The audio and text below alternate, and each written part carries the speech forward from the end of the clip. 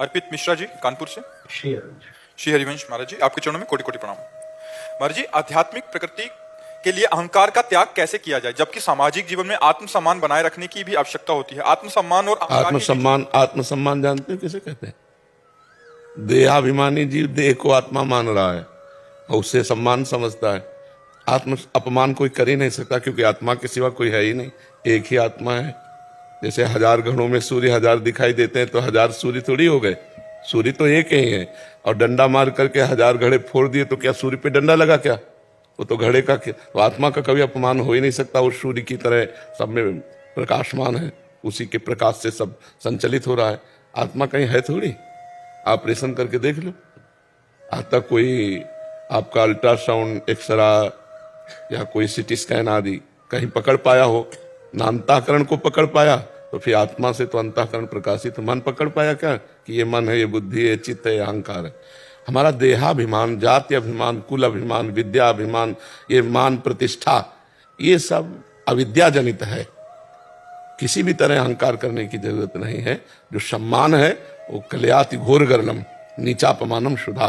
मान लो किसी ने आपको गाली दे दिया, आप मुस्कुरा के चल दिए, ये हुआ आपका आत्मज्ञान कि आप देहाभिमान रहित पुरुष हैं।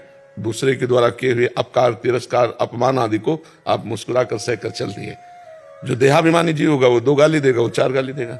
जो अध्यात्म मार्ग का पथिक है तो उसको सम्मानम कलयाति घोर गर्णम, सम्मान घोर विषय है। नीचापमानम शुद्धा, नीच पुरुषों द्वारा किया गया अपमान अमृत के समान है, क्योंकि वो देहाभिमान का नाश करके अमृतत्व प्रदान करता है।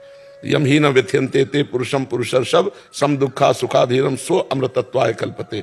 जो मन, बुद्धि, चित्त, अहंकार को परमात्मा में स्थित रखता है वही धैर्यवान होता है। जिसकी जनेन्द्रिय और रसेंद्रिय कब्जे में है वही धैर्यवान है। ऐसा धैर्यवान पुरुष ही मान, अपमान, दुख, सुख, लाभ, हानि इनमें विचलित नहीं होता, इनकी व्यथा से व्यथित नहीं होता। और जो व्यथित नहीं होता, सुख दुख में समान भाव रखता है, वो अमृत पद का अधिकारी होता है। तो जैसे कहा जाता है स्वाभिमान की रक्षा, ये व्यवहारिक शब्द है, आध्यात्मिक नहीं है। स्वाभिमान की तो अमृत, तो स्व आत्मस्वरूप, अहम जो मैं है वो ब्रह्म स्वरूप है। अब उसकी क्या रक्षा करना? हो तो अविनाशी है ही है। नैनम छिन्दन्ति शस्त्राणि नैनम दहति पावका न चैनम क्लेदयन्त्यापो न शोषयति मारुता। उसका तो न आग्नेयास्त्र, न वायुवास्त्र, न वरुणास्त्र, ये कुछ कर नहीं सकते, तो वो तो सुरक्षित है ही है। बात आती है देहाभिमान की। अब हमारे कोई देहाभिमान में तो फिर चोट लगती है अंतःकरण में, तो संसारी पुरुष है, व्यवहारिक पुरुष, आध्यात्मिक पुरुष तो नहीं है। आध्यात्मिक पुरुष मान अपमान से ऊपर उठने की चेष्टा करता है या ऊपर उठा हुआ होता है, और संसार